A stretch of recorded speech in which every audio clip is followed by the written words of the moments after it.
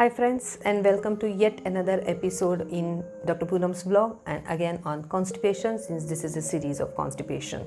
So today I will be dealing with the medications that we use, and what I will be telling you are the general names of the medication. I'm not going to tell you the specific medication because I do not want you to doing self-treatment and haphazard treatment.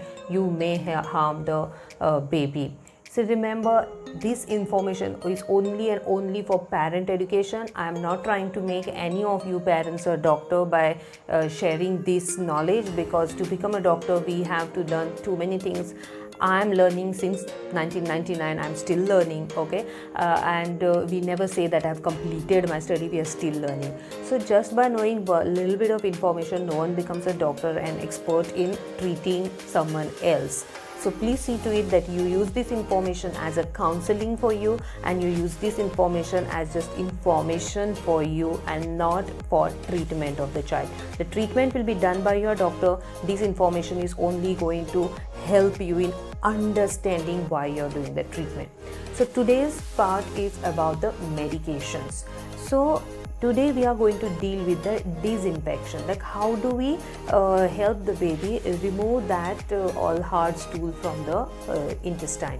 Now what is meant by impaction? Impaction means presence of that hard stool in the intestine which the child is not able to push out. Now when there is hard stool in the intestine, there is that stool stays in the intestine for a long time. Now this has many side effects on the child. That is, the good bacteria which are there in the intestine start decreasing, the bad bacteria starts taking over. That's why most of the parents, you will hear them saying that the child passes bad this thing gas every time.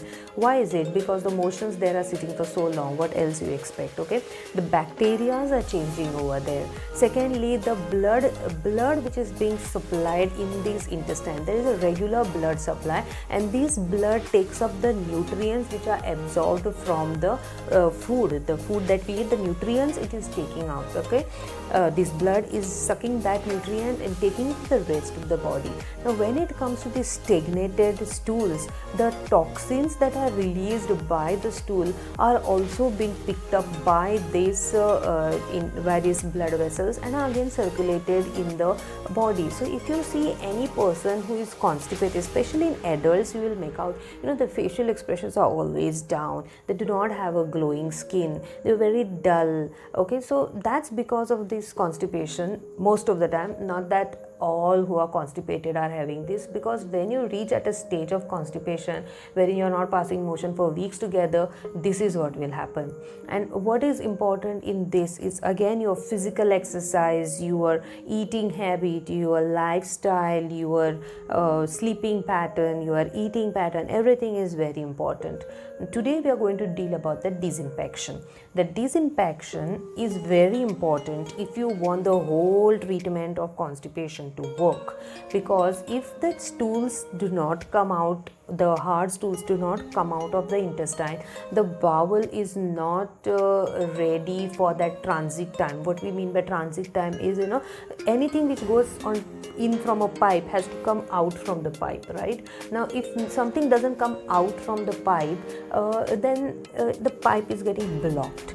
Similarly, our intestine is a pipe, so we are eating, and the input has to be equal to output. So if proportional output is not coming, then definitely we will have problem in digestion.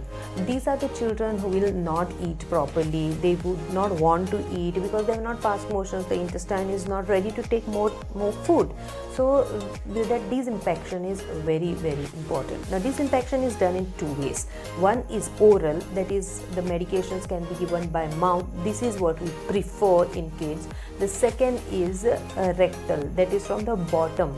Now on these I have done entire 3-4 videos which you will see in the I button somewhere on top here. Okay, I will place a link over there. So this is, I prefer, even if we do rectal disinfection, then we should use suppository and not a enema. one of my follower has asked me a question regarding enema.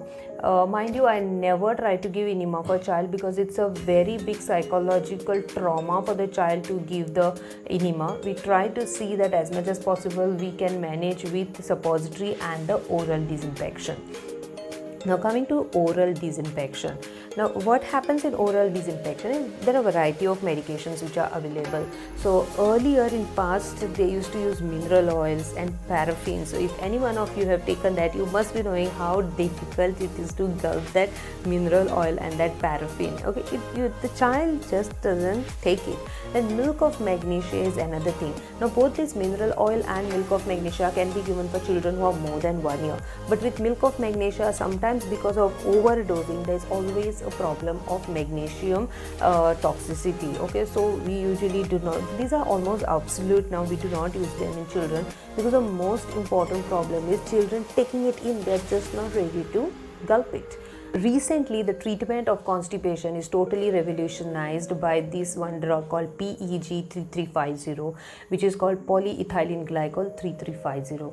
Now, what is this? This is a wonderful medicine. It either comes in form of there are various different formulations in this, and the numbers go on changing. Okay, so they are either in liquid form or in the solid form, and to take them there are different ways. Okay, so the ones which are in solid form can be mixed with 62 ml or to be roughly 1/4 glass of water or milk or lemonade, limbu sarbat, any fruit juice that you want. Okay, you can just mix it in that and let the baby take it. It is colorless, it has no smell, so it is odorless, it has no taste, it is tasteless, it doesn't change the consistency of your whatever liquid you are giving. So the child doesn't understand that he is taking it, but he is taking it. Now what is this PEG? It's basically, you consider it like a sponge. Okay, so it's like small molecules which hold on to the water. Okay, so one molecule of this PEG holds around 100 molecules of water.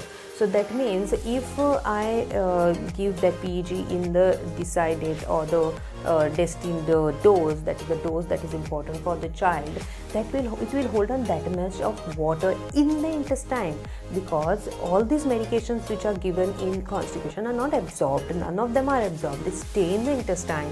They see to it that they collect water from everywhere and they get it into the intestine, so that the bulk which is formed, the motions which are there, which are hard, start becoming smooth, and it is intestine can pump it out. It is easy for the intestine to pump it out.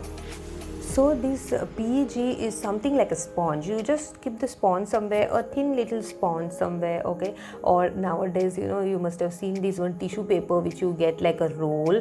Okay, I'll place a photo here. Okay, which you just put in a little bit of water and then they expand and the whole thing turns out into a tissue paper. Okay, so imagine this PEG is something like that. They are very, very small molecules which hold on to, each molecule of this PEG hold on to 100 molecules of water.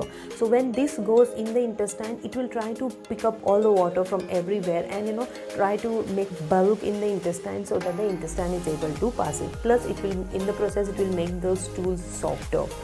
It is very important that when the child is on the PEG treatment, you need to give a lot of water to the baby, because the baby needs to stay hydrated, plus the baby has to have water enough for that PEG to accumulate in the intestine. The way I told, its mechanism of action, that water has to stay in the intestine. Okay, so the baby has to have that much of water also. So it is very important that you see that your baby stays hydrated. The other medications that I said, like paraffin and milk of magnesia, are hardly being used now. The rectal disinfection, the suppositories, I have already told about it, and one of the videos I will put a link here. Please do go there and see. Coming to enema, though one of my followers asked me regarding enema, whether I can shoot a video on enema. Let me admit, since the time I've started my private practice, I'm not giving enema to anyone personally. It is usually given in the hospitals for those who are really not following up the treatment. So I hardly have any babies who require enema, and it's very traumatic procedure. So I try to, traumatic means, at least mentally traumatic, psychologically traumatic for the child. So I try to avoid enema as much as possible. It is the last resort so that we can evacuate the intestine, and it is usually required for those children who are in chronic constipation. Now, those children in whom all these treatment modalities are not helping, definitely they require a proper pediatric surgeon treatment, because it may be something else like the red signals that I told you in the one of the parts earlier. Okay, so it may be one of those. So see that the pediatric surgeon sees this baby, or it may be something like Hirschsprung's disease. So we need to assess these children. Today was regarding the disinfection. The next video I'll be talking more about the lifestyle and what are the foods that we can include, because that is the final thing. Once the treatment is over, your food, your lifestyle, your way of living, okay, and the psychological support to the baby is what is going to decide the whether the child is again going to have a relapse of this constipation, or is going to stay constipation free forever. I hope that I see most of you who are watching me as my subscriber.